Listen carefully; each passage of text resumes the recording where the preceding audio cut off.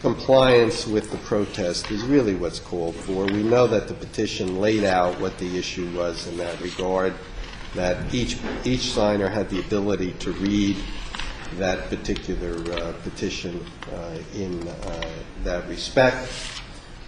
So I don't find that there is any widespread abuse of the process here in terms of the obtaining the signatures in that regard.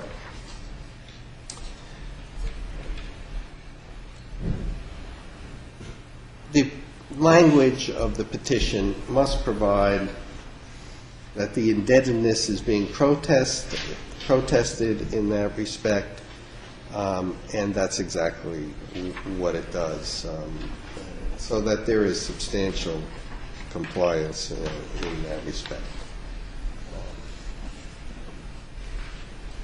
And the Murata decision has been cited by counsel as to those particular issues.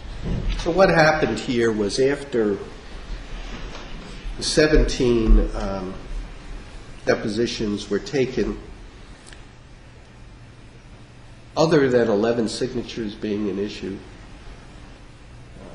there really was nothing that is evidence of some outright abuse of the process or somehow compromise this process. Because, as both sides recognize, when you're out in the field doing these signatures, every little technicality is not going to be complied with.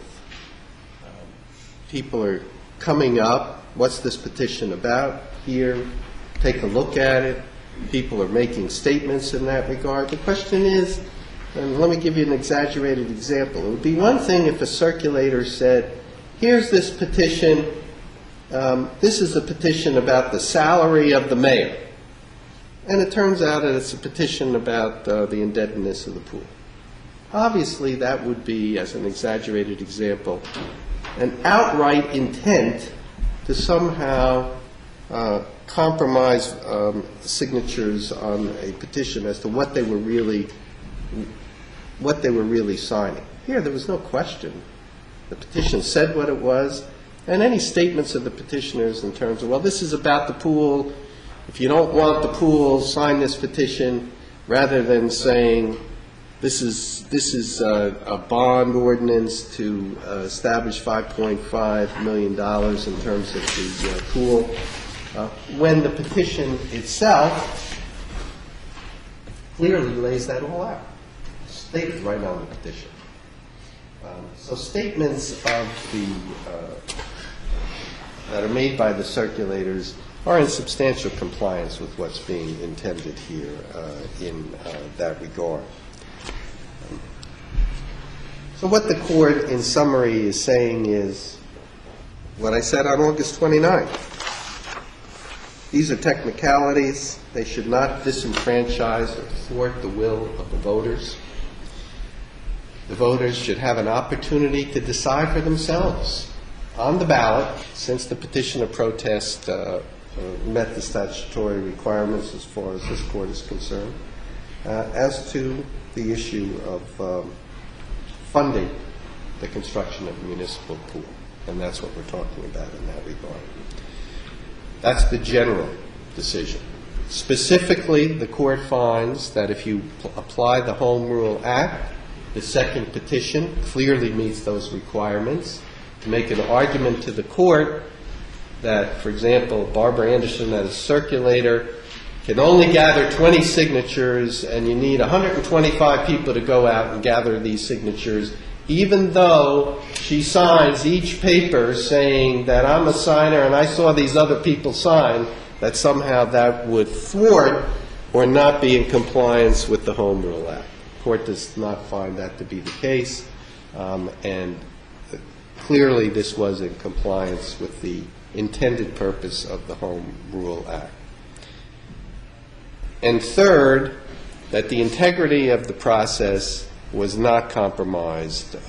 It was explored. Randolph Township wanted, through their attorney, who was representing the clerk the opportunity to take a look at that because of statements that they had heard. That was their right.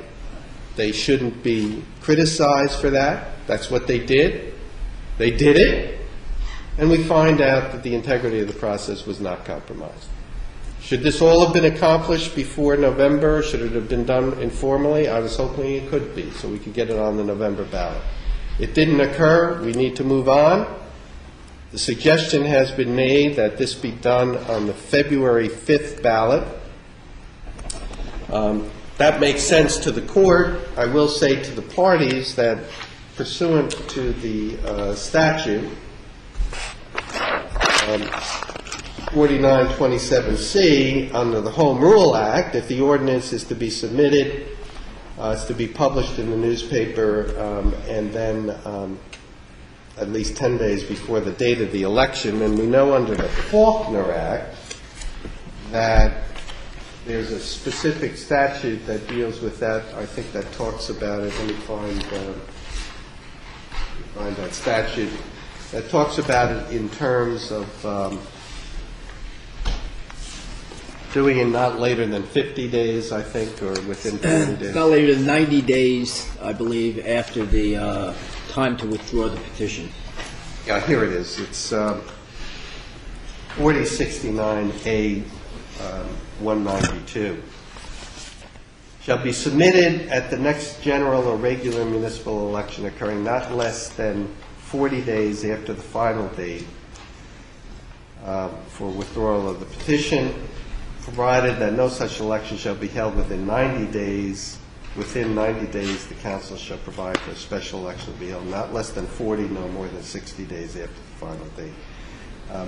To me, it makes sense to save the taxpayers' money, that both sides should agree that this be done at the time of the, was it February 5th? February 5th, Judge, yes. Yeah, at the time of February 5th. So I would suggest that as the date of the election here in that regard. All right, that's the decision of the court. I'll need an order. You're prepared? I will submit an order, Judge. Okay. If I could just consult with Mr. Buzak for a moment about that date and then come back on the record. Well, otherwise we're going to have a special election that is very costly. Your Honor, what I'd like to do is talk to the clerk about that. I don't have any ability to make a representation. So leave the date in the order blank unless you both agree to the February 5th date, which makes the most sense here, okay? That's fine, Your Honor. All right? Okay. Thank you. Thank you, Your Honor. You'll do that on, submit the order on consent to me, all right? I will do that, Judge.